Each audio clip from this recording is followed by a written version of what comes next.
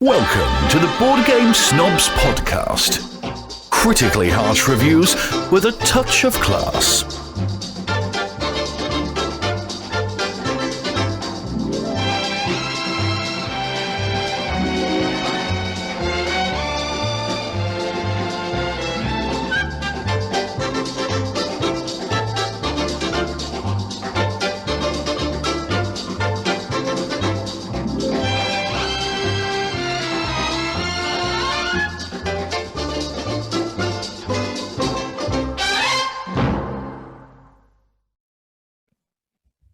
And go. Welcome to the Board Game Snobs podcast, coming at you. And well, this is actually being released in the new year. We're recording this on the New Year's Eve. This is a podcast about various things, most of them board games. This is Jerry, the star of the show. Got me, primary host. There's the pizza man. That doorbell is Uncle John's. Oh, yeah. Enrique. Oh, am I introducing myself? Well, no, go get the pizza. Oh, yeah, you're right. I paid for it already. Priorities. Introduce myself before I leave. I'm Enrique. We'll go get the what's pizza. What's your alcoholic saying? Please, it's noon and we're drinking Weller. And with us is my favorite member of the board game Barrage. That's an easy choice to make, though. I've met Kellen briefly online. I apologize. And he reminds me too much of myself. And so I don't think it's not that we didn't hit it off. It's like you just can't have. So you don't like yourself. Can't have two alpha males. Two alphas, yeah. Again, it's like it's very obvious that Kellen is like he's the colonel of that A team. Oh, really? Right, Mark may dispute this. Oh, we have Mark on the show. Mark, the green tank, correct? That's right. Correct. He's the green tank, and Nealon is. That's not. the extent of our research. Yes. That's all you need to know. That's all you need to know. Out of hand. Well, I do appreciate that I'm going to be the last recorded guest of the year and the first released guest of the next year. So Yes, I'll bump this one up priority number one. There you go. we're ending strong this year, and we're so thankful because mainly I think Gobby roped you into coming onto the show because I think mainly you're the only one that responds to him on Twitter. Mark will actually heart my stuff every now and then on Twitter, and I appreciate that. Yeah, those are genuine hearts. I don't think it was that willy-nilly. Genuine love. High bar. Well, Mark, I have deep thoughts about some things. I don't know where to begin. Let's start with some basics about Mark. No, like All right. people know Mark from the Board Game Barrage, They probably do, and I think there's a lot of crossover. and I want to know More people listen to them than us, so that's easy to do. I want to know how it is that you guys play so many games. Like every podcast, it's we've done this and that, and like, is that all that you do? Or do you lack any other hobby? I mean, you can see behind me, I've got like games right there, and I've got games in that box. So no, it's actually, I always feel like we're sort of on the lower end of gameplay. I think, we release a lot. And so we want to make sure we talk about at least one game that we've each played every week. So I guess that would equate to at least somewhere in the neighborhood of like 50 games a year. But I think there are a lot of, I mean, of course, the Dice Tower is like the prime example of folks who play way, way more. I don't know necessarily that we play that much. We'll play. I mean, I think speaking for me, I play like once or twice a week, maybe. But I don't think we play too many. We just make sure that we play at least one new one per week, and then we'll do something together or something to make sure we have stuff for the podcast. So now you're in Vegas now with all the other crackheads. That's right. That's right. But Kellen and everybody else, do y'all actually where y'all can get together, or you're kind of separated out? So now, I mean, that we were all in LA before I moved, but we still play stuff like online or whatever. But when we were all in LA, we would play things together once a week, or not even. It wasn't even necessarily always once a week, but try to make it once a week. So I have never heard. How did y'all get together? What's your origin story? So we all met at a game night that one of our good friends now, Dean, was advertising. I think I found it through Board Game Geek, like the regional channels. Like I was like the West Coast, and I was looking for a game night, and he was advertising. It was relatively close. They had already been in the group, and so I went to one of the game nights, and after a couple months, whenever we played games together, I noticed that our dynamic was a little like more fighty, a little more aggressive. Like we would take like the whole game group is pretty open, but us three in particular would be quite aggressive, and our table talk was pretty fun. Kellen had started the Board Game Barrage Instagram. I think he would admit, like, not primarily, but a big reason was he was trying to get free games at the time. And then I don't know who, it might have been Kellen, which would go to Jerry's kernel analogy, came up with the idea, I think, to give a podcast a shot. And so we borrowed someone's, I forget the name of the mic, those blue mics, like a standard sort of like recording mic, and got together in Kellen's apartment and recorded an episode, like just a trial episode, to see what it sounded like and how it went. And then I went home. I volunteered to do the editing, even though I have zero audio or editing experience at all. You've been stuck with it ever since, haven't you? That's right. Absolutely. But I remember I edited it, and then I listened to it, and I was like, wow, this is something I would actually like. I mean, I had just spent hours editing this thing, trying to even like learn what editing was, and then thought I would be sick of it.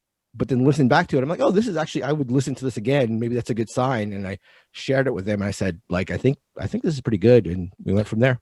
We're not terrible. And like I have said, I've met Kellen over online briefly. Him and Chad Elkins. We played a game of Tutankhamun, I believe, together. Correct. And yeah, shout out to Chad Elkins. He's like the only Chad I like. And Kellen reminded me, like I said, he's like the colonel of the A team. He's the leader of the Barrage, but he reminds me much of myself, a contrarian, somebody who's not afraid to say things that's slightly offensive and to really be mostly just cranky is what I get. Just cranky all the time. Cutting edge. Oh, edgelord. Oh, great. And because of that, not enough of those in the world. I really don't like him because you can't have two alpha males. We would clash. So obviously, it's nice that he is able to propel you to the greatness. Oh my God, that you are. Hey, my battery's running low. Your wife's laptop is saying its battery's running low. All right, so I'll get go get the plug in for me. I gotta ask some questions here to Mark. So y'all, all of a sudden, the Board Game Barrage just blew up, and what I remember about it becoming popular was that a hero of mine, Quentin Smith, started talking about y'all, saying y'all were a podcast that he'd listened to, and then right there, your mediocre podcast got elevated to rock star status. Right. And then y'all, of course, got together and kind of refined your brand, and now you've become the powerhouse. Certainly now that the Dice Tower is ending. Right. So we're stepping right in. We're stepping right. It's basically us, like it's y'all, us, sporadically bored, and well, I don't know if they have them on the same tier as us, but Mike is making moves. That's true. When you have to, I know what it's like for one's back to hurt when you're carrying not being the creative talent, but being the voice of reason. And that's a difficult thing. Kellen would know about this. It's a very difficult thing having to be. I guess we got the wrong one on, according to you. Sorry, Mark. It's Mark who I like. Actually, when I think of Kellen and Jerry in my mind, I don't think of two people. I think of two like elks, like male elks butting heads. You get that thing? So it's a very natural thing. I get it. I totally get it. This whole week has been me talking to Gabi, saying, "Now we got the one that I like, right? Mark's the one I like." Right. And not that Nealon is bad. Nealon's just his opinions are very flimsy. Yeah, I agree much more along the lines of your taste in board gaming. Yeah, you should see all the stuff I cut from Nealon from the podcast. It would make you blush, even you, Jerry. I have a question about your editing. I noticed you being the editor, I'm the editor. You're the only one that doesn't bleep, like you don't cuss.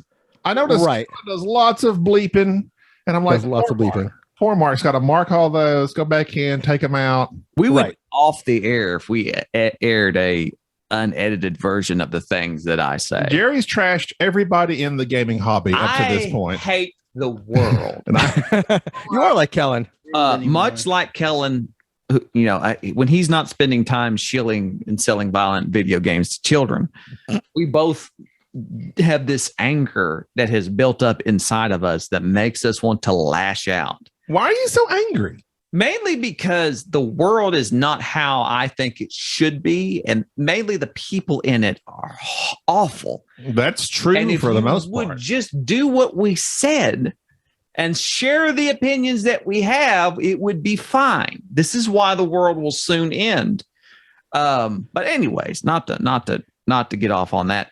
I just like to say that I think the Board Game Barrage, for people who like to listen to a podcast that's only about board games, they actually talk about board games, and they have it in their title. They Interesting. Do. And you're mildly amusing. I wouldn't say that you're funny. Right.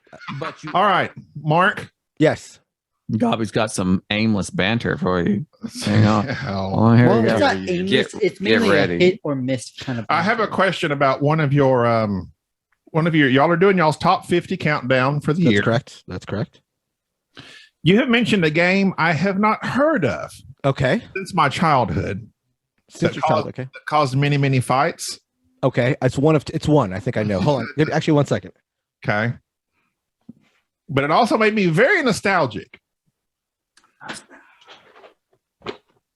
No. Oh, not that. Okay. No, not Scruples. Okay. Colors.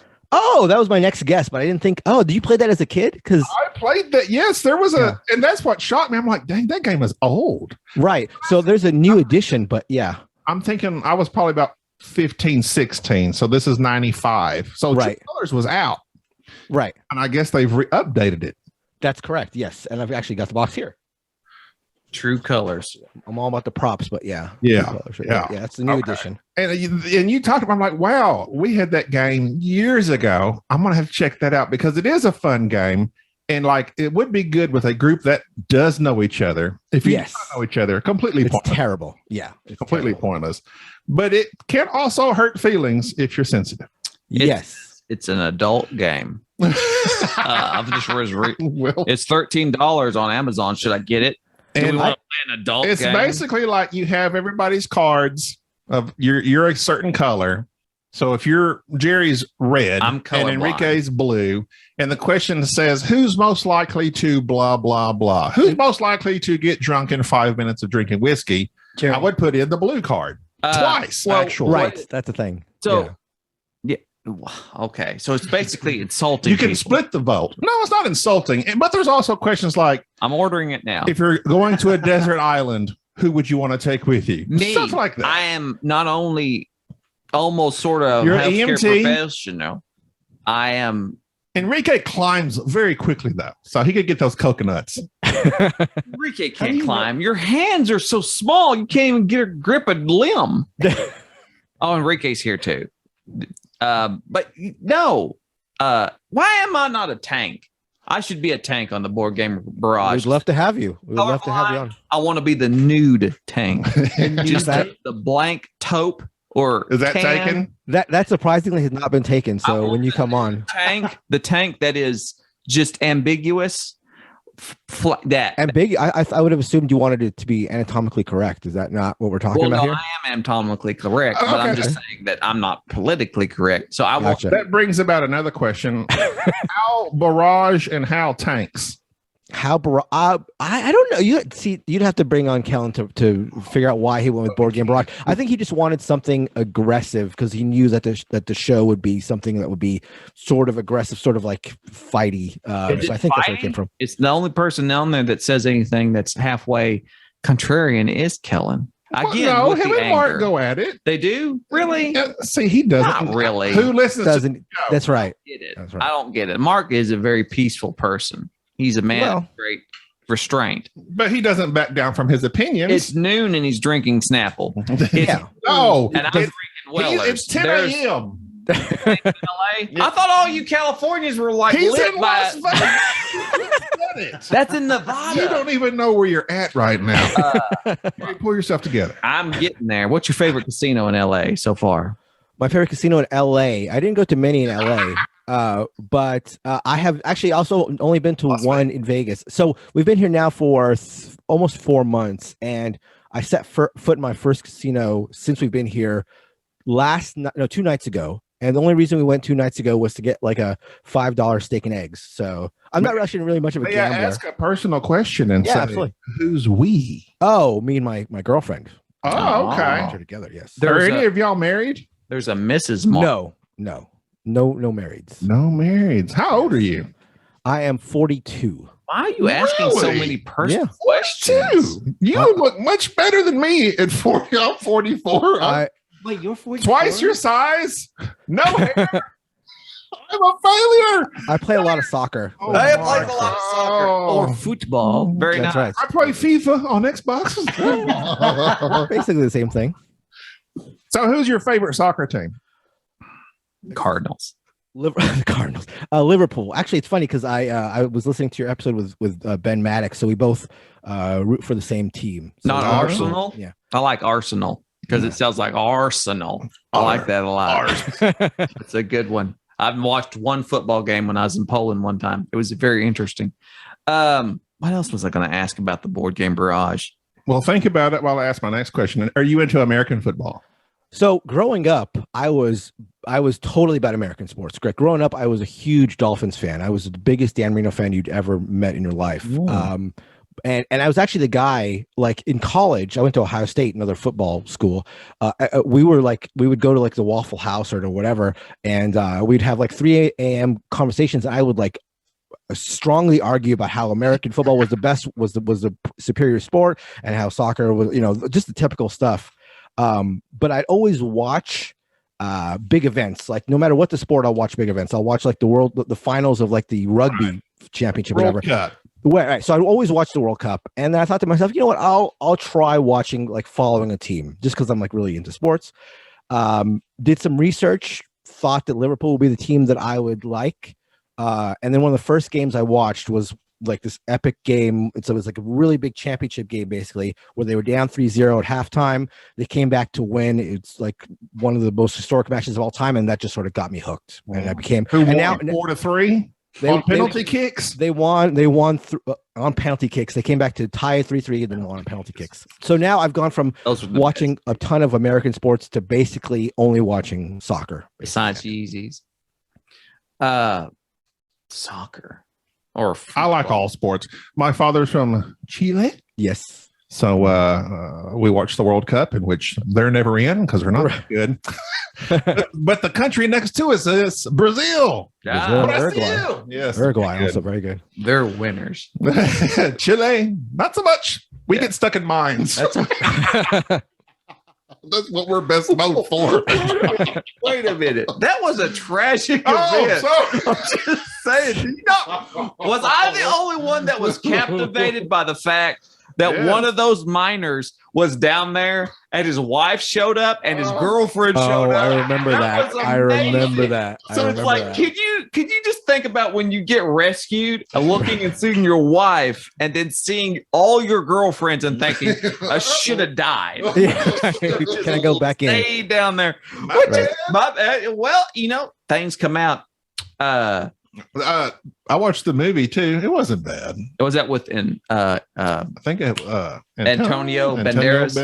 I didn't even know there was a movie. Yeah, there's a movie. Yeah, I think it's called like 30. It's a number. 30, okay, gotcha. I hate when a show just has a number. Yeah, it drives me insane. Like the Babe Ruth. No, who's the guy that? It doesn't matter. Jackie Robinson. Every baseball game has a number. I can't stand watching baseball games have numbers as well. No, it's terrible. It's just stats. Who wants to play a game that's just nothing but stats? It's a spreadsheet. Baseball is not America's sport. That's just not controversial. Nobody likes it. I would have to agree these days. I agree. We like concussions. We like traumatic brain injuries. If you can't at least risk it, there's no need to have. I don't know. That's just my opinion. So, the board game Barrage, where do you see it going from here now that the Dice Tower has stopped and obviously we're about to take over? Where do you see yourself in 5 years? Where do you see yourself? Right. There you go. Dice Tower is going down, so we're going to step in, and then I'm here to infiltrate you guys from within, so take out the competition here. And Enrique, you're out. Sorry to have to fire you like this. That's right. No, I don't know. I think growth is important to us. I don't think we have a goal in terms of like where we want to be in X amount of time, but I think we do want to keep growing. I think we have always had like a wanting to be propelled, wanting to like get bigger and bigger. That's been part of the thing. I would think y'all are the fastest, in my opinion, and from what I can tell, y'all are like the fastest growing board game podcast I see. Y'all are at the conventions. You're on the freaking shut up and sit down panels. I mean, come on. Right. That was fun. Fun fact, I assaulted Paul Dean at BGG once. Okay. It was weird. It was very weird. It was rephrase assaulting, please. Not necessarily assaulting. You said hello aggressively. Very aggressively. He showed up late to the con. Me and Bubba were drinking old fashions at the bar. I saw him from a distance, and next thing I know, I long hugged Paul Dean. Which did you ask for his consent? I said, "Can I hug you?" And I was wearing a "shut up and sit down" shirt. Perfect. So he said I could hug him, so I did. Okay. And I just didn't let him. Clear on that front. I just didn't let him go for a while, like 20 minutes. And then he quit, shut up and sit down shortly after, which was kind of weird, but that's okay. It's like these fans are insane. But I was a big fan of Shut Up and Sit Down back in the day before I realized I just like party games, and I'm not into party games. I do miss Paul from Shut Up and Sit Down. Paul. I haven't really listened to them since he quit. No, I like. Let's talk about other board game podcasts. Well, I'm just saying is that it's fascinating to me to watch board game media because people become popular either very quickly and they get into the limelight, and then there's some people that have struggled for years to become popular and they just don't. Sorry, Richard. I must hashtag Dick Simpson. Board game Barrage to me, and it's probably because of Kellen's leadership, and his no doubt wanting to. I think you're in love with him from the sound of it. No, I don't. I hate Kellen. With his opinion, it's awful. No, and I'm just saying I can admire his marketing skills, and still be like, I don't think his opinion is that great. But anyways, the fact that he's no doubt looking to making a board game Barrage convention, that's what y'all need.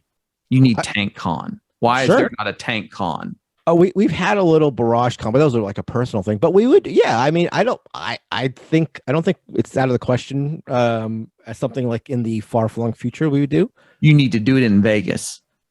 Sure, but we can come to Vegas. Well, I wouldn't come to Vegas because that's basically the Sodom of Gomorrah of the West. But be able to come out sort of in that area. And be able to party with all those heathens over there on the coast. I think that would be very interesting.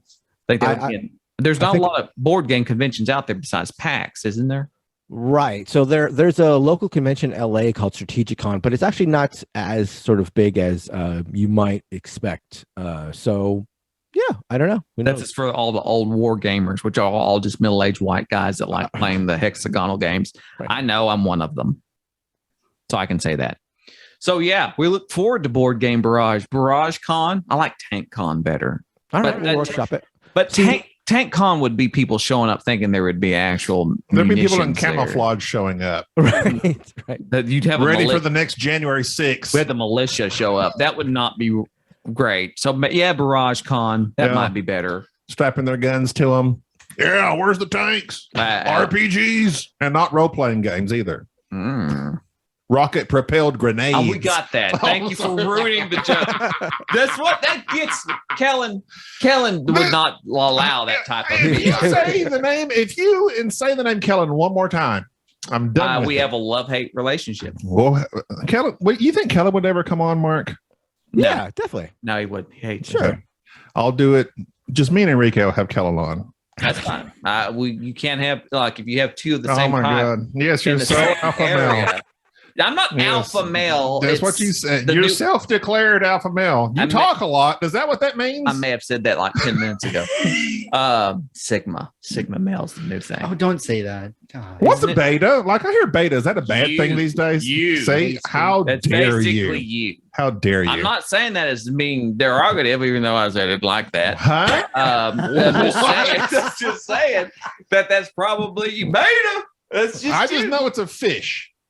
And they always kill the other fish or die. No, they don't. They don't die. They live in water puddles in Taiwan, and they fight each other. They live in fish tanks, from what I see. No, they don't. They're the least beta. They have a There's gland. betas. We can go to Walmart right now and get you I know, a beta. but they're the least beta of the fish. They're an alpha. They have like it's not an alpha beta. It's a beta beta. They have a gland in their.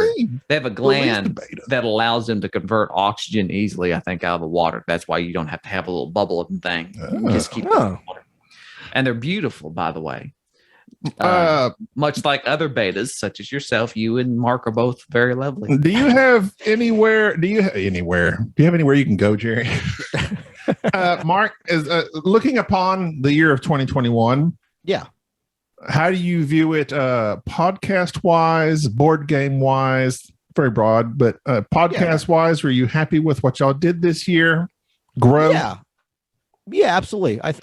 In terms of growth, in terms of like stuff we were able to do. I think it's been a good year. You mentioned at PAX we're lucky enough to be on stage with Shut Up and Sit Down, and that was really, really fun. I was able to run the PAX official math trade, which I love to do. So that was fun, and got a bunch more people on our Discord, and listeners we've got a good number of listeners. So in terms of podcast, I think things have been going well. Which outlet do you think you get the most interchange of feedback and all that from? Your Discord? I think so. We started Discord like sort of on a lark, whenever we did, but it's been great. It's been like the listeners there have sort of like taken over and made it something that we would never have thought was possible. Like it's a cesspool. But it's actually not at all. I mean, I could see it have going there, but we're moderated. So we have some listeners who moderate it incredibly well, and it's incredibly welcoming, and just they do stuff all the time that blows my mind. So do you try to hold on? You have questions? Do you try to like there's only two of us, and Jerry doesn't even get on social media. So do you find yourself trying to funnel your energies towards one particular outlet? Like you got Instagram, Twitter, Facebook, Discord, and I think I try to do all of those somewhat, and I feel like I fail at all of them. You do. Well, so again, Kellen and Nealon are the guys who do the Instagram and the Twitter, so they're on that, and they sort of run that. Discord at this point is sort of in a lot of ways like self-sufficient with the listeners. So I don't really do a lot of the social media stuff myself. I'm basically like doing the edits, which take me hours and hours. So but Kellen and Nealon are really good about being on top of like Twitter stuff and Instagram stuff. Must be nice to have support and all that. Well, the thing, I edit, I post. Your posts are riveting. All right, you know what? I'm quitting. Riveting. I'm quitting. You said that last time. That's because it's not published yet. You're riveting. It hasn't been published yet. By your posts. I'm done. Why are you done? Why are you being so angry? Why are you posting right now that I'm done? Why are you acting out in front of Mark? Please don't do this. This is how he embarrasses me. I told you guys I was going to come in here and blow things up to eliminate the competition. So. A kingdom divided against itself. Cannot stand. So, Mark, what advice, because there's a lot of fledgling podcasts out there that we come across. I don't know if you know we're of the Gateway Network, which is a good network of very small time podcasts and media content creators that are trying to, I guess, up their game. Most of them, it's just not their forte. They should stop. Right. But you want to humor people. If you had to give advice to these fledgling media content creators, what would it be besides having a much larger podcast shout you out? Like, right. I have sent many emails to Quentin Smith. Please say my name. And I've even shown up at his home. He wouldn't answer the door. Right. I don't know why. Maybe it's the fact that you said Paul was your favorite. Paul is my favorite. You put your eggs in the wrong basket. Paul left them because Paul was greater than Shut Up and Sit Down. He's a man that transcends the malarkey of the media content. He's got integrity. But what advice would you give, Mark? So I don't know if what has worked for us I will necessarily work for everyone. I think our key like strengths has been the consistency, and I think on it, like frankly the editing. I think the fact that we release every single week has been important. I Hear think that, the Gabby? fact, I think Every single week editing. I think the fact that I think the editing is pretty tight. I don't know how good it is, but I think we cut out a lot of stuff that makes it tight. When we were first talking about doing the podcast and what format we wanted to do, I was of the opinion like let's just record for a couple hours. Let's go with a 2-hour podcast. Let's do something like that. And Kellen was fairly adamant about wanting it to be 45 to 60 minutes. And I think in retrospect, and this will make Jerry happy that he was right. Kellen was right there.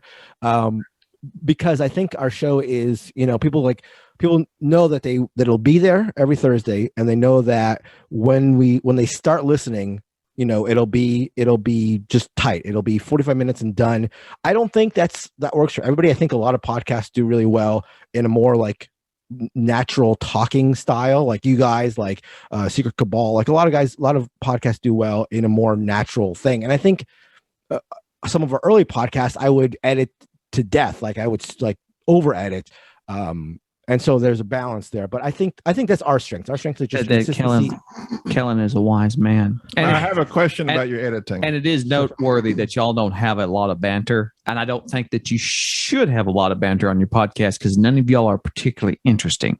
So having that dynamic not available to you, just being able to edit down to purely just talking about board games, is probably very wise. We play to our strengths, certainly. You play to your strengths, and your strength is the topic for which your podcast. I'll talk when you're done insulting our guest. No, I'm not. I didn't insult him. I was saying their podcast is good. They do board games. They talk but about I do like being in control of the mute button over here. So when you edit, when you edit, how do you, like, I listen to your show and you leave in some barbs back and forth. Yeah. Then you go to the post credits. Right. And then that's when y'all do like y'all's mess up some flubs and sometimes some of your flubs, I'm like, oh, that's kind of funny. But I wonder what makes you choose what to take out. I take out all the like thought noise, like all the ums, all of that kind of stuff. I take all that out if possible, if I can. And then otherwise, I'll take out the stuff where we're talking back and forth, like consulting about what we're going to record next or what we want to do or whatever. And some retakes, like if somebody's flubbed the line or made a mistake about the rule or something, and we'll re-record it and fix it that way. So yeah, it's just for tightness' sake more than anything else, really. Do you prep for your podcasts? Not really. We will come up with try to come up with a topic a couple days before, but not really as much prep as we probably should be doing. I feel like whenever we've done prep, it's been better output, at least less editing. So maybe that's my bias there, but not really too much prep beforehand. Right. Nealon tends to ramble. So a lot of Nealon editing. You're and this comes into a lot for which was recently talked about regarding like Richard Simpson's blog talking about burnout. Right. Do you find that you yourself, because y'all do play a lot of games seemingly in comparison, find yourself being burnout with just having to have a schedule, feel obligated to have to put out a podcast, to have to play a game for the podcast or put something out? Is that something that occurs? Does it weigh on you? I think so. I would say definitely so. I think each of us to a different degree. I think that it's good that we have the three of us doing it. Like if it was a one person or even a 2-person show, it would be, and now Christina's on, it's even better in that respect. That if somebody is sort of ebbing, then the other two can, or the other three can like pick them up and sort of propel things. But yeah, there's definitely times when one of us is feeling a little down or burnt out, and the other 2 or 3 will pick up the slack. And it's also one of the reasons we do the top 50 every year is that it basically gives us December off. So we'll record a bunch of stuff early December, and then we're not recording at all during December. So that's basically like a month off. But yeah, no, that we definitely get that quite a bit, I think, here and there throughout the year. How many games of 2021 were you able to play this year? Do you know? Oh, of the new games, I mean, I could look it up because I keep stats on everything. So, but off the top of my head, I would say probably something neighborhood of maybe 20 or 30. I'd have to look it up, but wow. yeah, I think we have 7.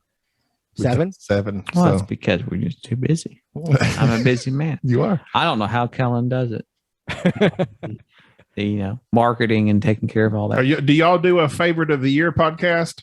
I think we did the first year, but we haven't since. I mean, I think that puts a lot of pressure to make sure you play a bunch of games. I think that's probably the reason why we don't do a best of the year. So we haven't. I think we will this season. Do you have any from the past year then? Since you're not going to podcast yourself about it, you can tell us. Yeah, sure. I mean, it's hard for me to think of one that I really liked. I was really excited about Furnace, and I was really excited about Brick and Mortar, and I was really excited about Brian Borough. And I recently played all 3 of those, and frankly, I thought they were fine, but I thought I was going in really, really hyped up, and they sort of fell short of expectations. So I don't know if there's any. I'm sure that if I thought about it, I could think of a 2021. Brian Borough is really hyped up. Yeah, it's really hyped up, and it's good. It's very good, but I came this close to buying it yesterday. Yeah, I mean, but you don't like trick takers, right? No. So I mean, that's what it's trick taking with area control.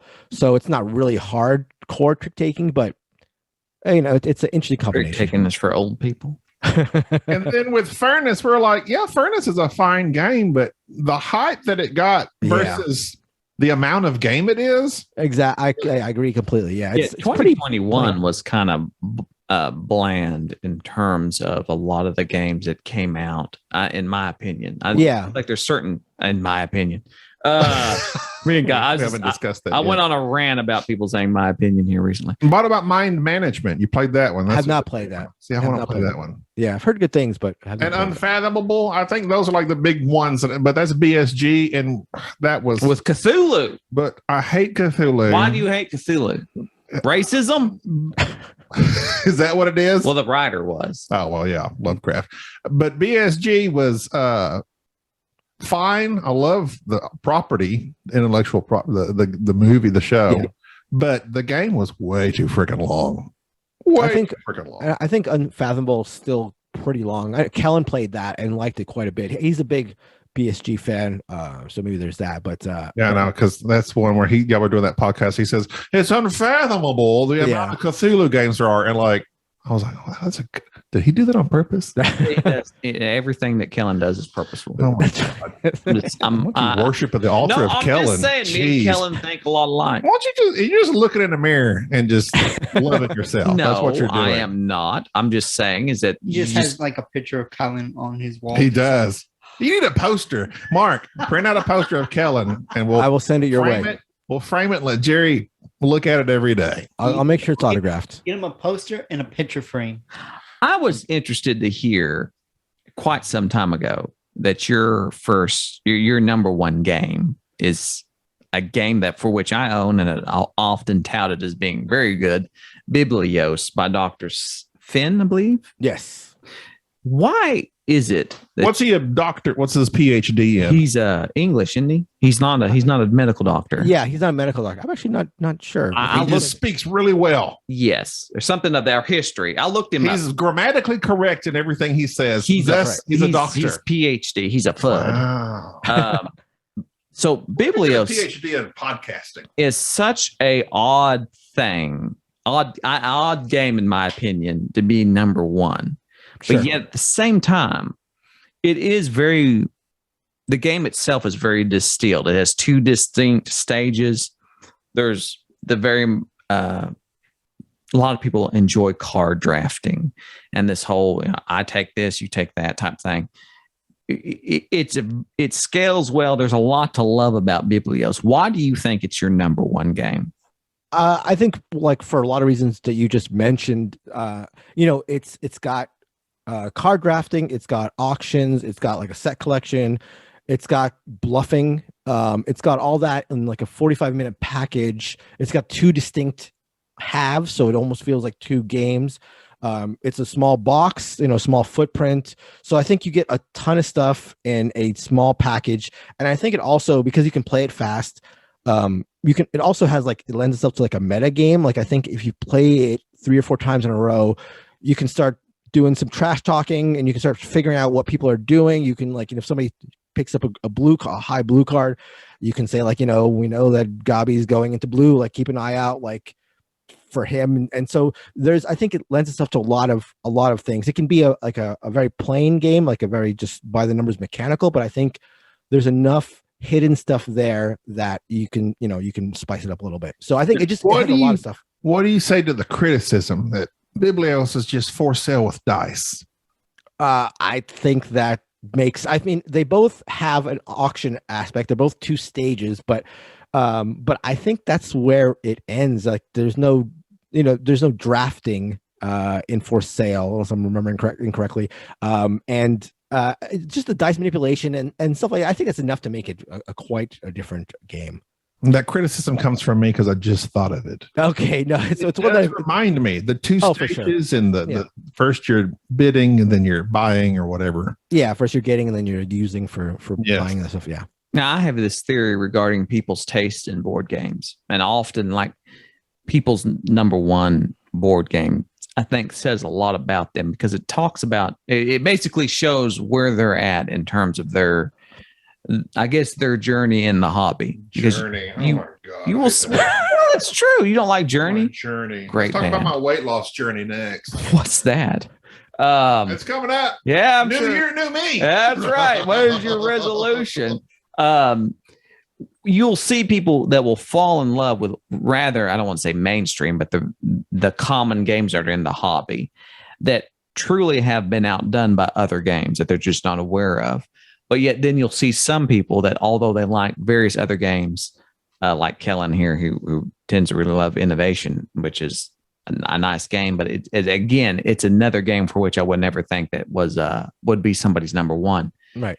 With Biblios, do you think that it's true that as people kind of age into this hobby, as they play more and more games, that it kind of refines their tastes? And they're able to kind of look at these various games and go, all right, this one's my number one. This one's truly it distills down the mechanic that I like the most. And I played Biblios very early on. I loved it. It's a great game. It's one I've kept for years. But in terms of it, and when I think of set collection and auctions, have you ever played Modern Art? Yes. Yeah. And so I think, that's the most pure auction game there is. It's Modern Art is certainly my top 50, but again, Modern, if you want auctions, that's the place to go. But I think, you do get some bluffing, I guess, with Modern Art. I just think that there's that distinct 2 phases in Biblios. There's just some things that I think Biblios offers that Modern Art doesn't have. Without being a bloated version of Modern Art, there's just a little bit more there with Biblios. But I love playing Modern Art. I'm a huge fan of Modern Art for sure. I think that people that play a bunch of games, and most board game podcasts in general do, even though we only played 7 new ones this year, but we still played a lot of the older ones. We finally caught up on some of the 2020 stuff. I find with myself, viticulture was my number one for 2 years in a row. We didn't do a 2020 top 10 or whatever it is we do. I don't forgot. Yeah.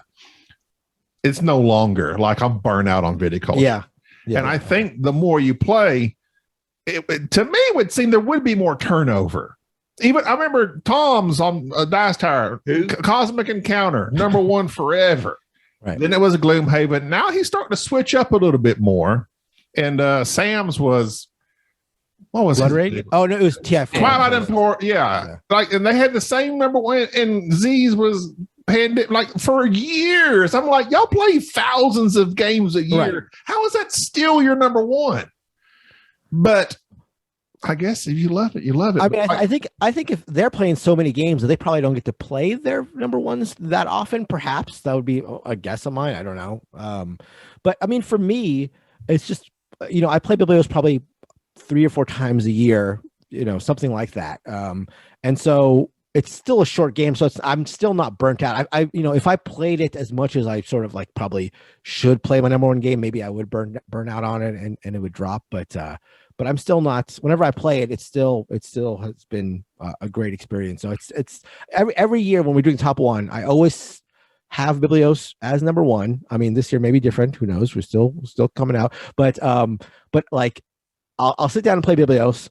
When we're working on this list and think to myself like, okay, is this actually my number one game? Like, I don't want this to be like just a pure bit where I just have a number one every year.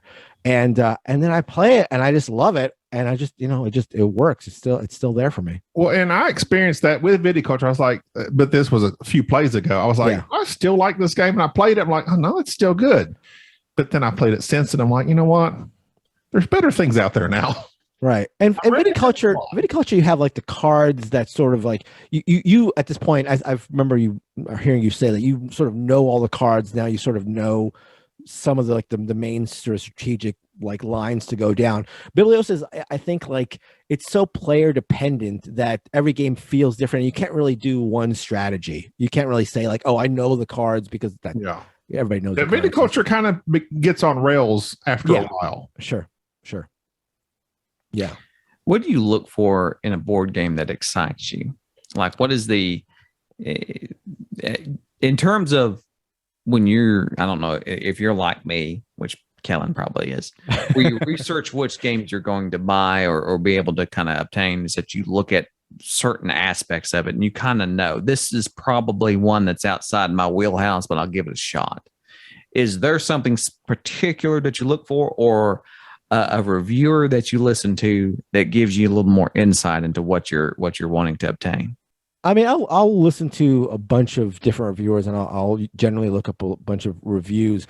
I think I always want, if possible. I mean, I'm fine with like a really thinky Euro, like a really heavy Euro. I love those games as well, but I like some level of interaction. I love being able to, disrupt what other people are doing and have them, come at me. I like games where you sort of have to be aware of what's going on around the table. And again, any game where you can like that lends itself to trash talk or lends itself to stuff like that is a game that I will pique my interest generally. You like violence. Right. That's right. Take that type stuff. What's that? Not take that necessarily. No, not take that. Just games where you can like sort of like get in somebody's way or block. Even when it comes to like a Euro, like I want at least some level of blocking or some level of like Stevenson's Rocket. I know Jerry just played and liked Stevenson's Rocket. Am I right about that? So like Stevenson's Rocket is a great example. It's like, Knizia, it's not a Euro game, but it's in that neighborhood, I guess. And it's a game where, you can take your train and ram it in somebody else's and then sort of like just disrupt things, and somebody can want to move a train some way and you can just say, you know what? No, I'm going to vote no on this. And you're not moving the train the way you want to. So stuff like that. I like. I enjoy locomotive disruption. What about your namesake Barrage? I love Barrage. I mean, Barrage is a perfect example of this. It's all about just trying to do that right before this podcast. Yeah. Okay. So that's in honor of Kellen. It's a perfect example because like Barrage is all about controlling that water, and somebody can have a really nice system and dam, all this stuff, but you can just restrict the water from getting there and just drive them crazy. So that's a perfect example. So do you fancy yourself more of a Euro player? A Euro game? I would probably say I lean more Euro, but I think I'm happy to play both types of games. Like we were talking before the recording, like one of my favorite games of all time is True Colors, which is, a very, you find it at Target and mass market sort of thing. Yeah. Do you play Cyndi Lauper when you play it as well? I do not. I think those. Oh, you don't. Oh, okay. Those. So that'd be lost on Kellen and Nealon, I think. I queue up the karaoke. Right. Right. I would get that, but I think to be lost on my co-hosts. How old are your co-hosts? Are you the oldest? I'm the oldest. Yeah. I'm the oldest chronologically, but the youngest in every other aspect. Yes. But yeah, Kellen's old and cranky. Failure to launch. Nealon is what? What? Nealon's what? What did you say about? How old is Nealon? I think he's like early 30s, and they're both early 30s. So you have Neelan, South African, Yep. you Egyptian, Right. what's Kellen? White. Kellen is. I knew this at some point. I think there's some English there. There's maybe some Welsh. He's from somewhere. LA. It's LA. He's from LA. Enjoys his tacos and hikes. LA. You ever been on a hike? I like it. I like y'all's show. Y'all have a nice, diverse cast. And now Chris. Well, y'all say she's in. I haven't heard her a whole lot. Yeah, she had a run in there for a while, and then has taken some episodes off. But yeah, she's there. I mean, she's always there behind the scenes. Episodes off. That means they're fighting. It's different. I know what it's like when you're trying to have somebody else onto the podcast, like Enrique. We have the third wheel, but Enrique is so temperamental and often unavailable and just difficult to record as a whole. I think he shares a lot with great artists. I think you hear about Beyonce and stuff, like they're very temperamental. He's very I don't know how I would describe it. Like how you I mean, I've always thought of him as the Beyonce of the show. He shows up, does his thing, and then he leaves. Yeah. And he has a fan base. He has yet to put a ring on it, though. We have tried to get rid of Enrique. We fired him multiple times from this podcast. I always come back somehow. And he's always going to the left, and he continues on. And so, I mean, I'm not going to say he drags our podcast down or he lifts it up. I'm just saying he's just an additive. Right. So it's hard when you have that dynamic. Yeah, I mean, obviously he doesn't lift it up as you are the one who lifts everything up. Well, I try. Don't, Mark. please. I find the best way to you've got to with Kellen, you've got to sort of in board game. you gotta stroke the ego. That's right. I'm pretty sure I can just cut the ego in half and make another joke. No, you're thinking very egos. little. You love egos. No, we Cut don't. that in half. I don't have it. I don't. All have right, Mark. Yes. This is a Bubba top 5. We're going to make it a wait top minute, 4. wait Oh, a you minute. have somewhere I else have you want to one go? more question Okay, that go is ahead. actually very important. Oh, This is okay. something. An alpha question, no doubt. No. This is designed for you betas. So Mark, I myself don't listen to a lot of podcasts. I occasionally listen to Board Game Barrage just so I can hear Kellen's voice. But in terms of other board game media, Hi, I'm Kellen. who spot on? Who Now you're insulting. Oh, I'm sorry, Kellen. I like Kellen. who But do he has a you- distinct voice. who do you listen to in other board game media? Who is your go-to thing? Or do you listen to anybody because you've peaked and you know that your Right. opinion is all that matters? Right, exactly. It's hard to listen to the ones that are lesser than us. No, I listen to a bunch. I listen to So Very Wrong About Games. I listen to Shut Up and Sit Down. I listen to you guys. I listen to Sporadically Bored. Do you really listen to us, or are you just saying that? I do. I mean, I knew your viticulture burnout. I listened to everything. I appreciate I it. like your stuff on Twitter. That's again genuine Yes, likes. Okay. And that's much appreciated. You got it. So I don't think I listen to anything like regularly, but I just one of the main reasons I listen to so many podcasts, or so many gaming podcasts, I should say, is because I just listen to a bunch of podcasts. Like I don't listen to music very often. I just listen to podcasts basically. all day. Same. What other types of podcasts do you listen to? I listen What are to a your lot. other hobbies? so to Soccer, speak? Sure. no doubt. Sports. Yeah, I listen to soccer podcasts for sure. Not so much sports. I listen to soccer primarily. I listen to a lot of history podcasts. I'm a big fan of history. And I listen to humor stuff, like humor podcasts. Those are my three sort of spheres. What of historical podcast are you listening to? stuff. Dan Carlin's Hardcore History. Love that. There's another one that I just started listening to, like day in the life thing, where they just go back and they focus on a day in history and talk about stuff. I've been listening to a couple podcasts about the history of the Supreme Court recently. So one is called Divided Argument, and I can't remember the other one. So yeah, I'll get into some aspect of history and then just sort of deep dive and try to consume as much as I can. That Dan Carlin's deep dive, because that sucks you in for 18 hours. Of Yeah, exactly. that subject. Right. And I myself here recently have been gotten into a lot of various other podcasts that deal with like the medieval times. Okay. Not the restaurant.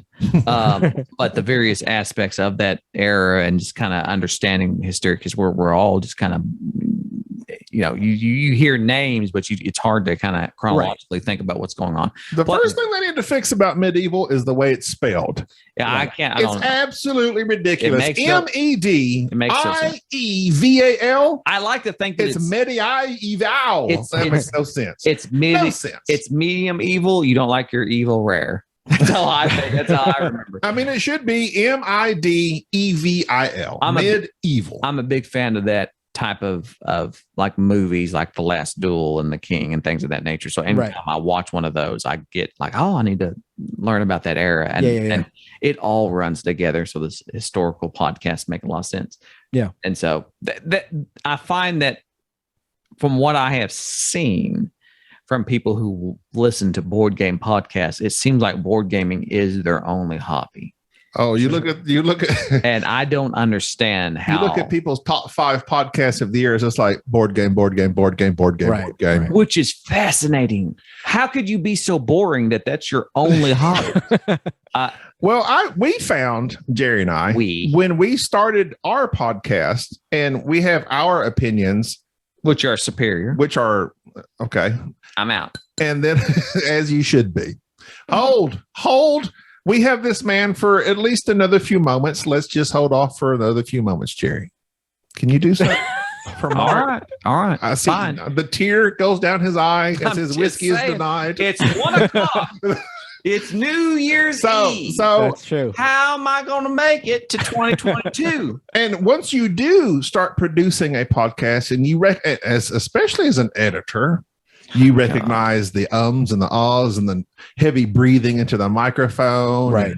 Long pauses and blah, blah, blah. Those long pauses, those impregnated pauses build tension. It's very important. True. You cut out all my pregnant pauses. You said impregnated pauses a minute ago. What did I say? That pause has been impregnated. Well, they are with anticipation. I pregnate all my pauses with anticipation and drama. So it's like jazz. It's like the notes you don't hear. Do you find it more difficult? Have you culled down or streamlined what you do listen to upon having your own podcast, as me and Jerry have found that we do? Like, yeah, you know what?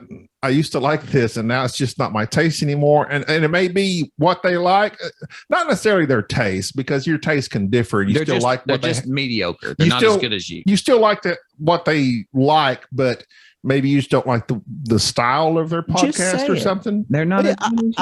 I think it's what you're talking about with the editing. Like, there are different types of podcasts. I'm happy to listen to some that are more, natural talk sort of thing, where it's not overly edited, but there has to be some level of like production. Like before, I wouldn't really mind bad mics, and I wouldn't really mind, again, like a podcast that wasn't edited very much.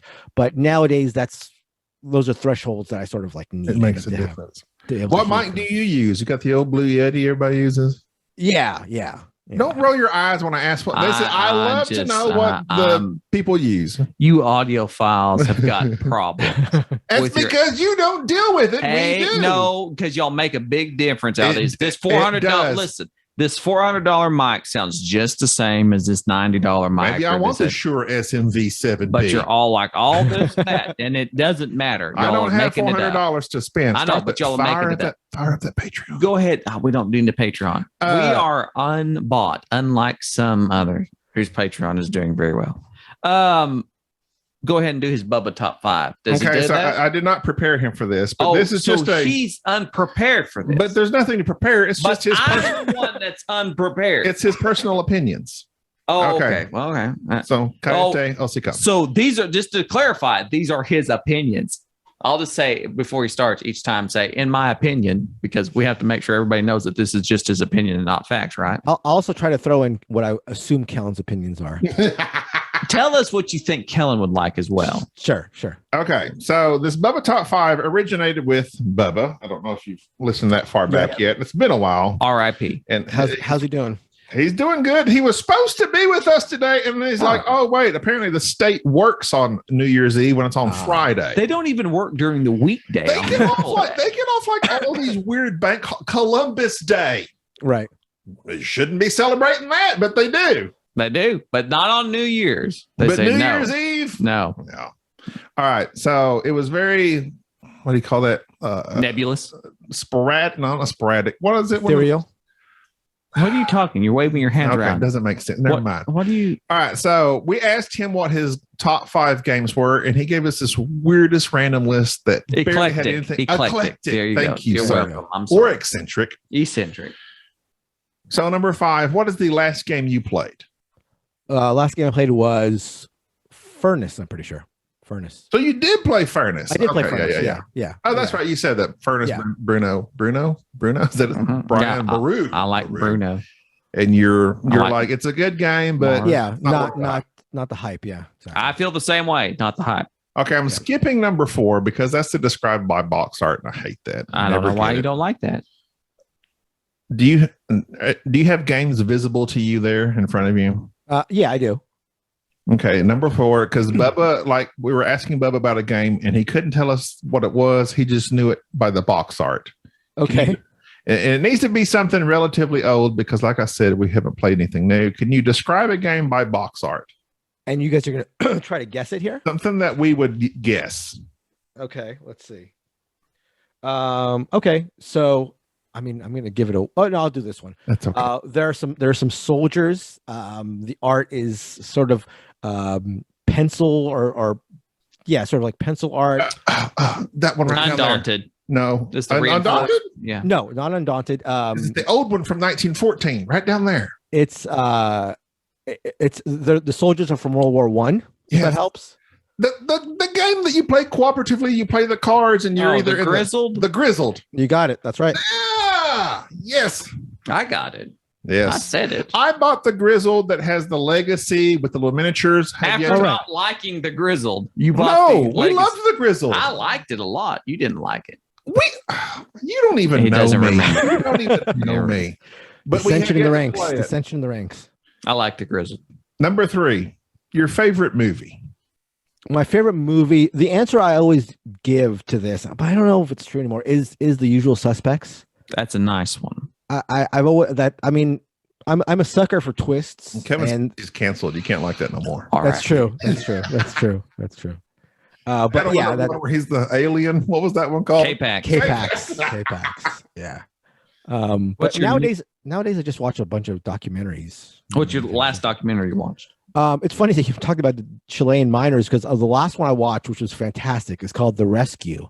It's on Disney Plus, and it's about the speaking of soccer, Thai soccer team. These kids who were part of a Thai soccer team yeah. got stuck in a cave. I remember that. Yeah. Yeah, Elon was going to send in the submarine. it's great. It's absolutely great. Yeah, I would highly recommend it. All right. Also enjoyable on there is Will Smith's Welcome to Earth, Earth. where he travels the world, Nobody cares about Will Smith. welcoming himself to Earth. He walks into it like it's wide open, grassiest Okay. plain and says, "Welcome." Let me just set this up. If that doesn't start with him punching an alien and then lighting a cigar and saying "Welcome to Earth," that whole thing was based on the fact that he said that line in Independence Day. Right. Why does your career have to be basically enveloped by one line out of a dumb movie back in the 90s? Was it 90s, 2000? What was Independence Day? 1996. Oh, man. I was a young man in Fayetteville, Arkansas. And he didn't even make the sequel. He died off screen. Spoiler alert. I forgot there was a sequel Poor to Harry it. Connick Jr. What happened to him? He died. Aliens got him. Oh, they did, didn't he? Yeah. That's right. You guys, I can't believe you can remember all that. Well- Well, I've got terrible memory in general. So. I remember things up until I was 18. After that, everything's a You- blur. The more I listen to this, the more I realize that Mark is just basically Gobby with hair. It's like he's like God. Mark is me. You're Kellen. We're basically the board game Barrage Bizarro universe. There you go. I like this. What we should have done is like we should grow beards and be like on Star Trek where they go into the mirror universe. I should have had the good Right. evil. I'm the evil Kellen. That's right. The evil Kellen's just regular Kellen, except I am the bald. I'm the bald version. I'm the anti-Mark. So it's There you like go. completely bald, much larger. What's the opposite of Egypt? Australia? The other side of Egypt, Wisconsin. You really like cheese, which is kind of funny. Cheese curds. I'm into curds. This is the way. Nice. I got it. I heard. Thank you. I knew you would. What was it? What Nothing. did I miss? Never mind. You didn't miss anything. Number 2, a board game, and this is a cliche one, but it's fine. A board game you would like to see made into a movie. Let's see. Biblios. I mean, I've got to say Biblios. I think I'm contractually obligated to say Biblios. That was called The Passion of the Christ. Right. That's actually a movie based on Biblios would probably be my type of thing because I'm into boring movies in general. I'm into like historical dramas and stuff. So it's probably not a bad answer for me. I don't know. Pax Transhumanity is the one that I'm looking at that I wouldn't mind seeing something about the future utopian sort of thing. Mm-hmm. Okay. And the number 1, and we can conclude on this and any closing thoughts and let Mark go about his day celebrating New Year's Eve, probably. Right.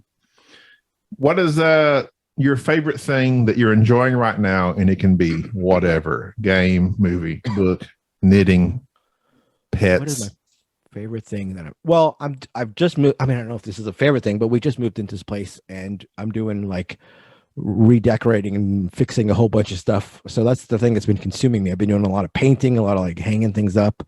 My girlfriend is big into like making the house like Christmas themed. So we had a bunch of like Christmas stuff up. So I'm doing a lot of stuff around the house like that. So that's been the thing I've been doing the most recently.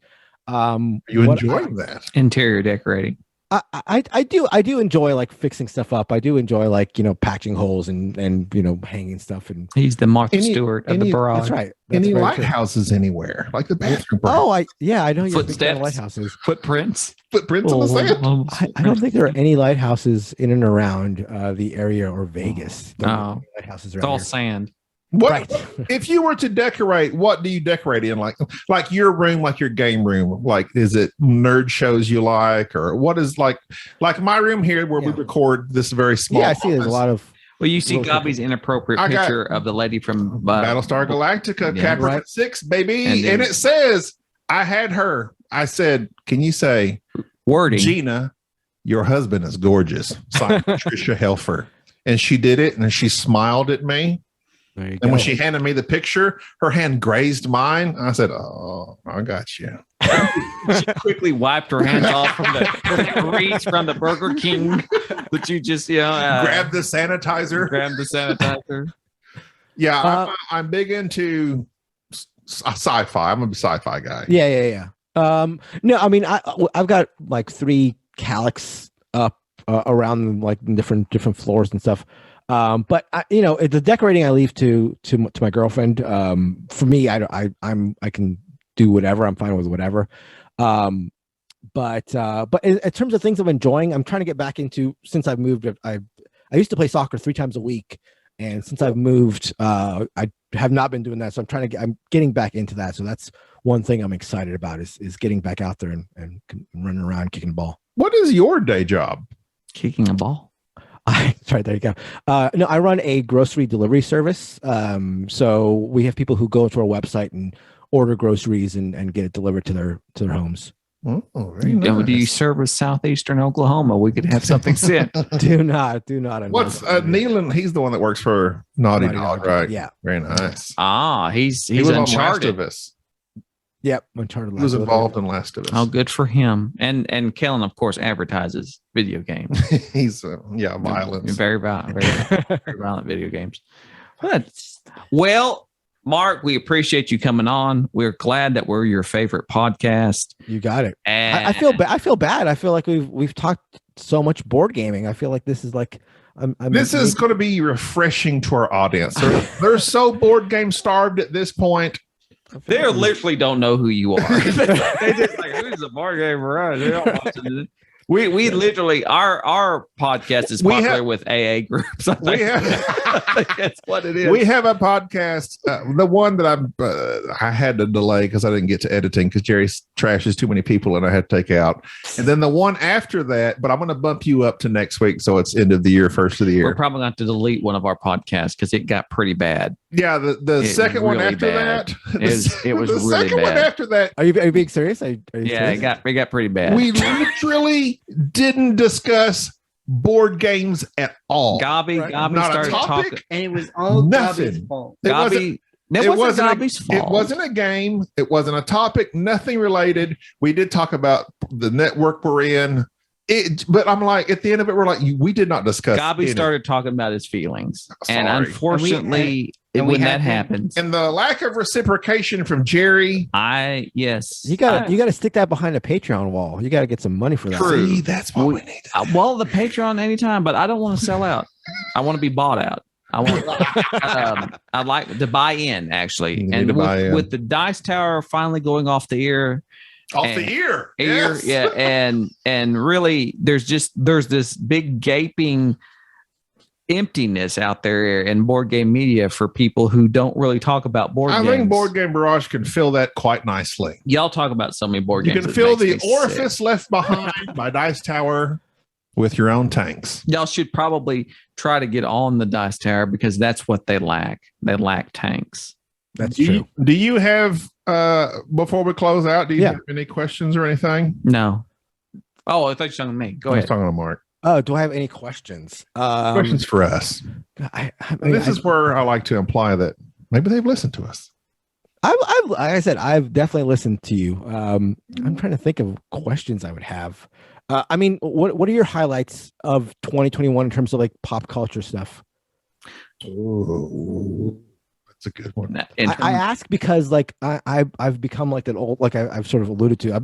I just watch documentaries. I don't listen to any new music. No, I don't do any stuff like that anymore. So I need to be plugged in. Now, Gobby's trying to get into pop culture, which he is the very, very For pop culture, listen, disagreeable nerds. And Gobby's opinion, unfortunately, is very. You're in just okay. very- Stop. I'm not knocking See, bad about and your this pop is why I have culture. to discuss my feelings. No, I'm not talking bad about your opinion. I'm just saying your opinion is very I'm very 13-year-old girl. I'm like pretty. you're I'm pretty mainstream. you're very I don't hate the Marvel. I don't go after the weirdest indie film there is and declare it to be my favorite. To be on the edge. He has no taste, but the things that he Sorry, likes. I enjoyed Spider-Man: No Way Home. I Thought haven't it was watched it. absolutely brilliant. It was brilliant. I haven't Huh? watched it. I need to watch it. I don't watch Marvel, but like to give an example is like Gobby. Like I tend to like taper everything that I hear from him with this idea of this is Gobby. Just because he likes it doesn't mean I'll like it. Obviously, in terms of pop culture, I was really pleased that the Dune movie turned out really good. I really enjoyed not only the soundtrack, but where they took that and the storytelling behind it. Glad that worked out well. Have you watched Arcane on Netflix? I've started it. I have not. It's very good. I'm not even aware of what it is. What It's based on it's an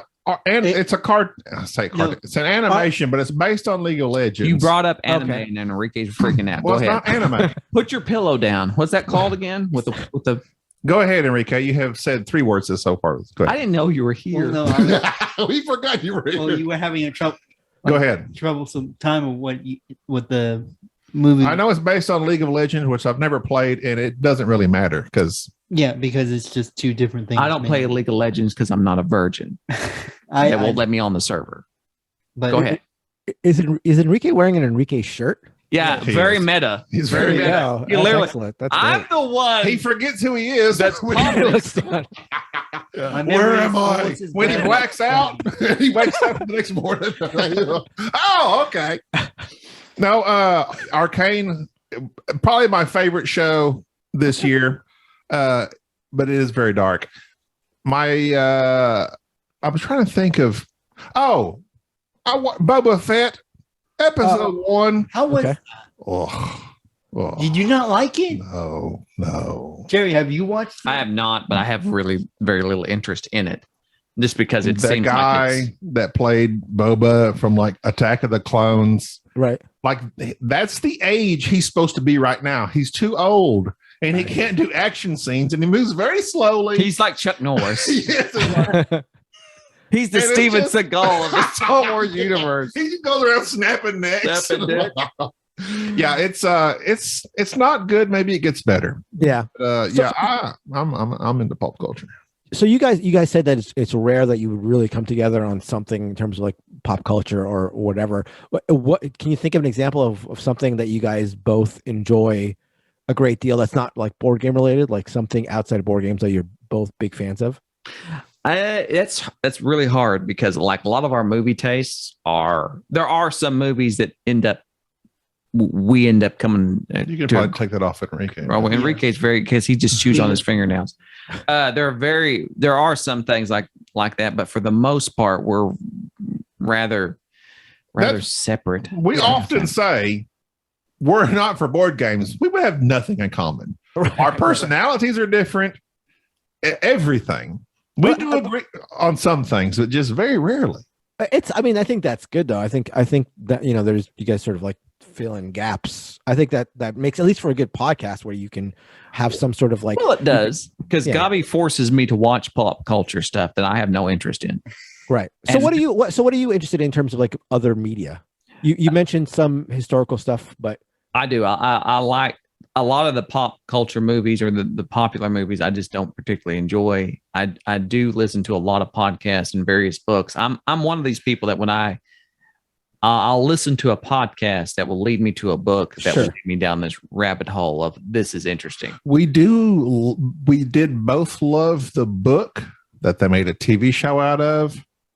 Oh, The Terror. The Terror. Which was, again, that was one of those things for where I love the 1800 type nautical Madeline Aubrey. You've watched Master and Commander, obviously. Yes. Yeah. That series of books, there's like 22 different books. I have every one of them. I love those.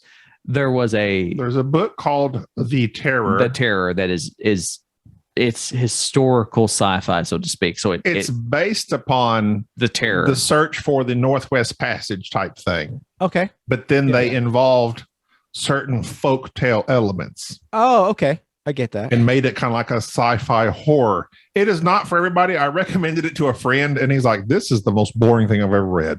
It sounds like something I would like, actually. But the book's like 1,800 pages. I bought the book, burned through it, told Gabi, you have to read this. And then there was a television series that had Jared. The book is by Dan Simmons. What's Jared's name? I'm familiar with Dan Simmons. Okay. What's the actor? Jared, the guy off The Expanse. He's Jared. I say of The Expanse, the other one. The one on Apple, the one I haven't watched yet, the Isaac Asimov.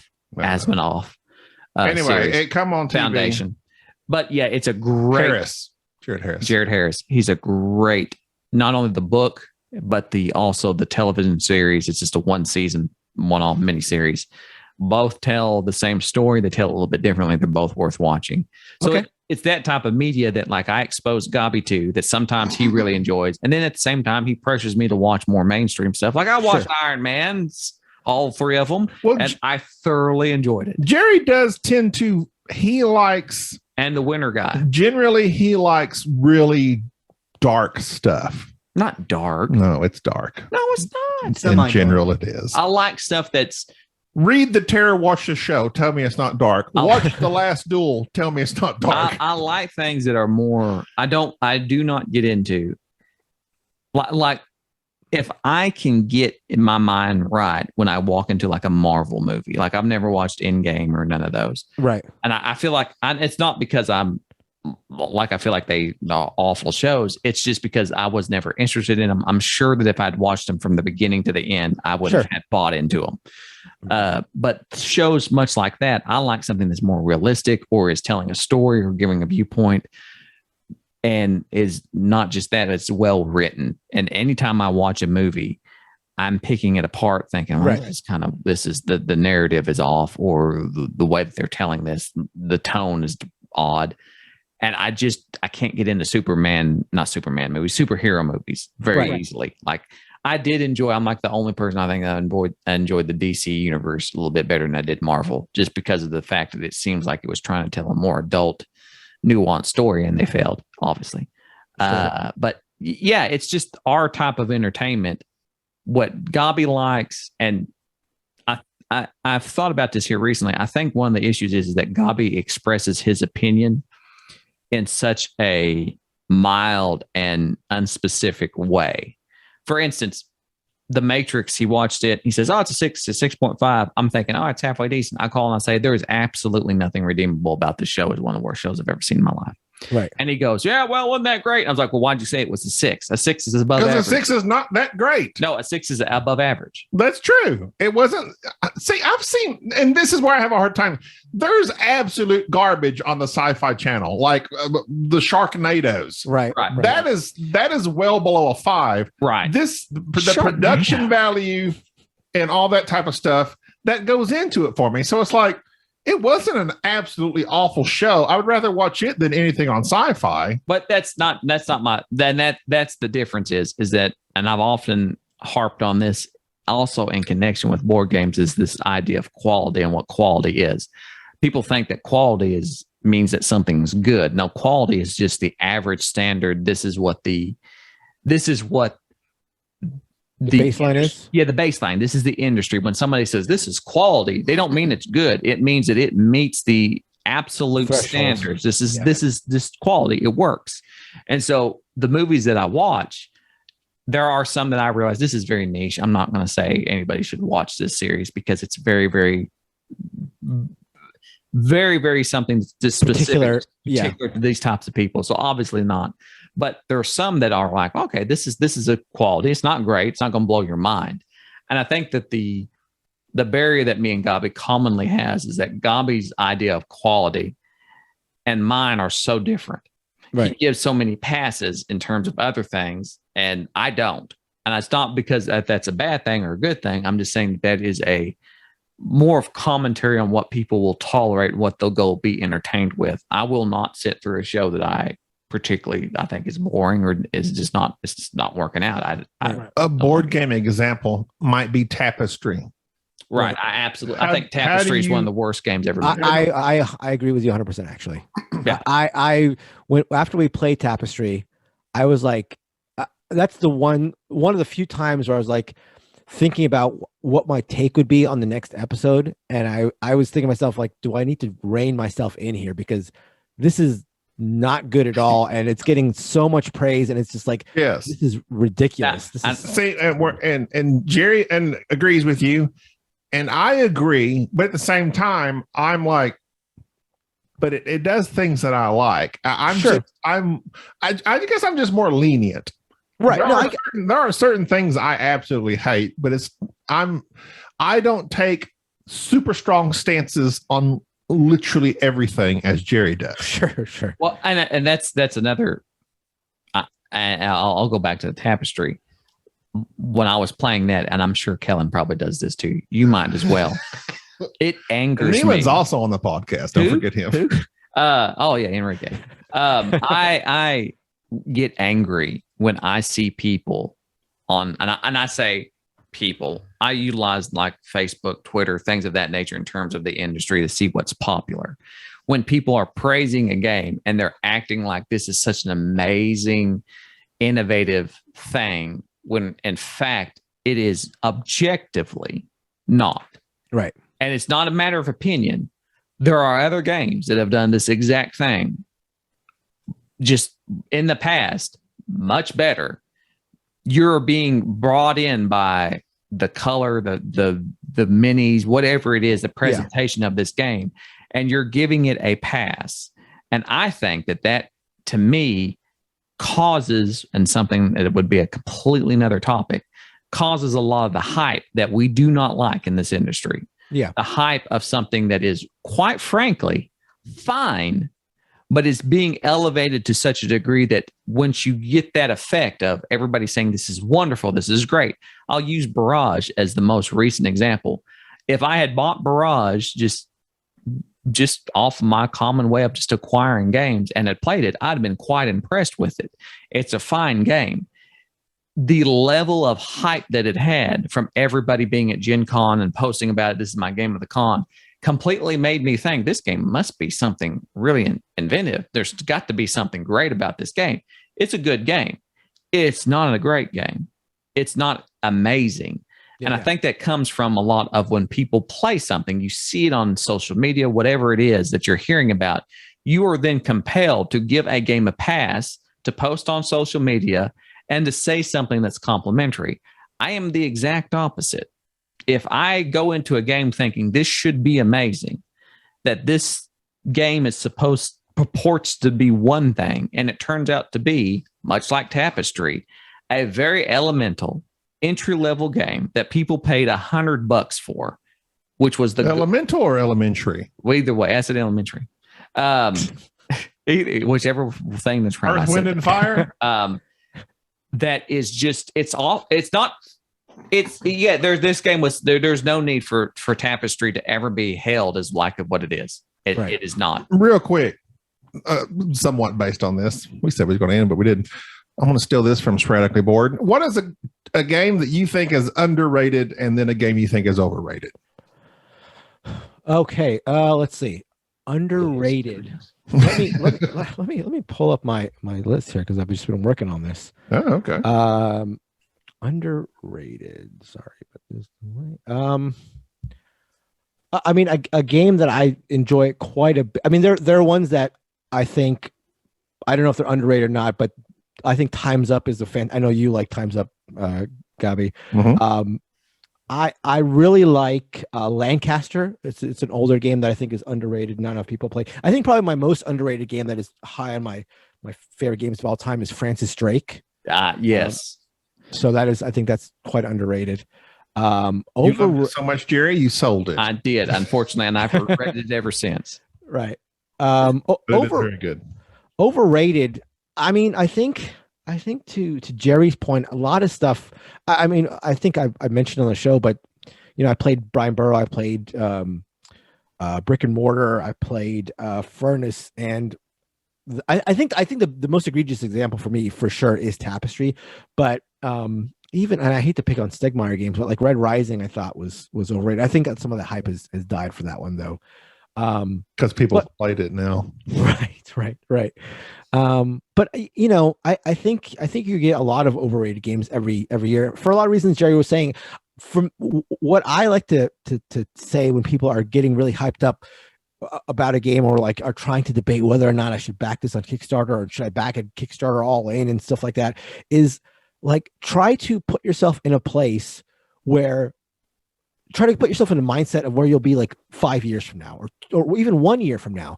Like I remember like the incredible hype for something like Rising Sun, at the time, biggest Kickstarter of all time. The day it launched on Kickstarter, it got like $5 million, like instantly, all this stuff. People were dying for it. I remember somebody got an early copy and auctioned it at one of the Strategicons in LA, and it was going for like $300 or something for the base box, all this stuff, people going crazy for it. But think about Rising Sun today. Like I really like Rising Sun as a top 50 game for me, but it's like, it's just a game. It's just another game. Like all these games that are pumped up and talked about and you think are going to be the greatest game of all time and are going to do something incredibly novel, like a year from today, they're going to be just another game. Sure, they could be a solid game, a very good game, all stuff, but like I'm all about letting games come out, having people review them, talk about them, playing them myself, and seeing where they settle, because it is rare that you'll get a game that I think for the most part, most games nowadays are 6 out of 10, 7 out of 10s, because they are, the board gaming design level has gone up. But the games that really stand out, I think are just as rare as they've ever been. So yeah, I think getting caught up into the hype is a natural human thing. It's hard to resist when everybody's talking about it. You got this thing about like, this, you got the big minis and all this stuff that you can't help but getting drawn in, but just try to think about where those games that you really hyped before are today for you. And I think that's a good, like, sort of like stepping back that people need to do. I was just talking with Enrique on the way over here about Enrique is my window into the millennial mindset of what's going on. And Enrique, he eats Cheetos and plays video games. And so normally he's telling me what the next video game is going to be. What's the next thing that's going to be? And I don't buy any new video games. Everything I buy is through a Steam sale, and it's something that's years old. And during our conversation, I said, "Can you think of a game?" And I said, "This comes to mind because my daughter, who's 10 years old, is playing Minecraft. Like every 10-year-old on the planet, I said, I was playing Minecraft back when it was early access. 6 years ago. It was No, decade. 8 years ago. No, it was 2011 was when Minecraft was released. So it's an over a old decade. game. And I was I was playing Minecraft back when it was in beta and alpha, and it was just a thing. It was just something that they were trying to support back then. And I said, can you think of a game that has been around for over a decade that people still come up with, that still look at and play? I said, I can think of Skyrim, I can think of Minecraft. I can't think of anything else except these small classic games. And I said, those tend to be the ones that I eventually get to. Yeah. Yeah, those are the ones I tend to mess around with. And I said, any of these AAA games that tend to come out that are $60 a pop, next year they're gone. They're replaced with the next version. Yeah. Thanks, Kellen. Next Call of Duty. Next Madden, next Call of Duty. Right. Hashtag RIP John Madden. That's right. But that's what takes place in board game. But board gaming, the cycle is not even 6 months a year. It's 3 months.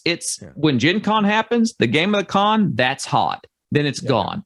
The zeitgeist is very small in board gaming. Playing Barrage here. I love Barrage. I don't hear anybody talking about Barrage. When Barrage, it's a year old. When it came out, it was super hot. And so the fact is that that's the one thing about this industry that drives me insane. And the only way that I see that fixing itself the one thing? It's the bubble. Is that there will be a bubble that eventually pops where people will just not be purchasing as many board games as they were, either due to the price or the manufacturing or whatnot. Crushing debt. That there won't be as many produced. That the ones that are produced are of high quality, and there are ones that are not. It's going to force innovation, right? Not the game, but it's going to force games to be new and different, because right now you can just reskin something or do another version of it. Expansions. And they all go crazy. And people will lose their their ever-loving mind over it. And that's why I think, much like most of my entertainment, I enjoy things that are hidden gems. Like any type of video game that I'm playing, any type of book that I'm reading, I'm looking for something that nobody else is. This is something that is really good. It just didn't get the attention that it needed. Right. And a lot of the board games that I really like, that I think are just absolutely amazing, are ones that just didn't catch a lot of attention. Crescent City Cargo. Those tends to be the ones that draw my attention. And so like movies, the Criterion Collection of all those. Like I'm always looking for something. That's where you find your Kurosawas right there. Well, that's where you go and you look and find things that are like, you're just not going to walk into a movie theater and see. And quite frankly, I think movie theaters are probably going to die out. Does y'all's podcast or individually, do y'all get lots of, like, if you come down on a game negatively, do y'all get much feedback or pushback, I guess? We get some, but not really that much. Not really like too much. Again, no hate mail. Not really. I remember being concerned about Tapestry, my review of Tapestry. But I don't think I got very much, because I think the thing is, I think whenever we negatively review something, I think we know that we can back up our arguments, so that if people we'll get pushback sometime on the Discord from listeners who do like the game, and I think we always know we can stand our ground. Like we understand other people might like the game, and I get people will like Tapestry for sure, but like I know where I stand on Tapestry. I know why I stand where I do on Tapestry. So I'm not afraid of getting, flack for it, because I can articulate my argument against it, solidly. So I don't think anything's ever flared up too much in that way. I think I caused a stir about Brew. Oh, Kellen did not like. What do you like about Brew? Yeah, I just like the fact that I don't think Mark liked it. None of y'all. No, Kellen and I played it. We did not like it. I think the fact that it's very obviously a game about getting super messed up, Doped up. on shrooms and everything in these cards, and it's And pretty. then light the force on fire. I like it force on fire. I think I really literally we were playing that game. I was going, this is a dumb game that has some little bit of strategy, but I just like the fact that this is it's a dumb, mindless game. But at the same time, I could see where somebody would not like this. It's not a game. It was cheap. It's not one of those games that you're going to be out there and it's certainly a flash in the pan. Brew will go away. And has right. It was out. Yeah. It's popular. It's gone. Yeah. 2 games that I'm thinking about in terms for you, just looking at our collection, that I don't think get enough attention. Unfortunately, they're both from TMG, which has recently gone out of business. Have you Gold West? Oh no, I've heard really good things about that. I know it's on BGA. Okay. But I have not played Gold West by J. Allen Cavern. Alex Cavern. It is a great game. We're very dry Euro. It has all the trappings of a very quick, clean, not just your own player board making decisions. Mon-Cala type mechanism. It's a really fun game that often it just keeps getting overlooked. Another one, again, another TMG game. I played at BGG, Homesteaders. Oh, I do like Homesteaders. I love Homesteaders in terms of its bidding and it's back and forth. Yeah. 2 distinct levels of what you're trying to take. I'm much like you in that fact that I like games where there is a dichotomy of you're doing this thing, now shift gears and do this. Right. Worry about this, now do this. And it has that of this bidding. Okay. And it generally is bidding. I love bidding games. I have Almond Ray. Did I say that right? I have that on my shelf, have yet to play it, but it's one of those that I know anything that has bidding in it tends to really. Yeah, I think Almond Ray is like in that same ballpark as Homesteaders. Are you playing the newest? Because I had the old version of Homesteaders. I haven't played the new edition. We've got the 10th edition. We've got that. Yeah. So and again, I don't think 10th anniversary. 10th anniversary, 10th edition, man. But yeah, but no, that's our thing is that our opinions on. There's a big. Let's wrap this up. People love these long podcasts, especially when we have Mark on because we have quality guests. I'm hungry. The pizza's there. Did the pizza come? Yeah. No pineapples. But the big valley between me and Gabi is sometimes bridged, and that's when something I know is good. When we both like it. When we both play a game, and Gabi says, "I like it," and I say, "Why?" And he says, "It just feels good." And I'm like, okay, well, I like it. Great Gabi impression, by the way. Yeah, spot on. Well, Gabi goes by how things feel. I go by the actual breakdown of the mechanics. And if we both can kind of come together on that. I'm an emotional gamer. Then we know. And then I know, like, this is a good game. This is a game. And often our top 10s tend to overlap. Sure. And there are games where hit both. Plus, we're both each other's most board game partners. So right. And so it's like, and when we have this, when a game slaps, as the kids say, with both of us, we know it's good. We know it's good. And I think that's what makes our podcast so wonderful. Well, two things to conclude here. We should, if you guys are on BGA, we should get a game of Gold West together playing that one. Yes, I've played because I'd love to. I've heard nothing but really good things, so that'd be great. And the other thing is just again to prove that I listen to your show. I know that Jerry lives 50 miles from Gabi, and Enrique is midway between. Yes, that's a pull. That's a pull. That is true. I know this is nice. Jerry's building a new home in which he will finally have a game room where he can escape from his kids too. I hate kids. Not mine, but I just hate kids in general. You hate kids, but yeah, I'm afraid of kids. Yes. Well, it's because I'm a good person. I have a heart. But yes, I'm glad. I'm glad that we're the hidden gem that you listen to us to get away from the rest of the board game monotony. Yeah.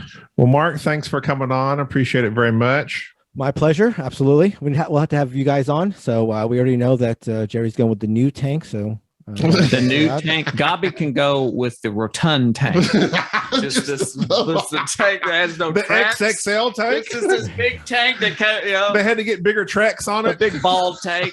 And Enrique will go with the Enrique tank, I assume. A tank that has sleeves, this arm, like the It's the sleeveless tank. sleeveless tank. Sleeveless tank. There you go. Perfect. Have a tank that have a tank that the barrel is really small, really like his hands. You know, like his hands. All right, so that's going to do it for this episode. Hands. You can find Mark on Board Game Barrage, and they're way more popular than us, so you probably already know all this.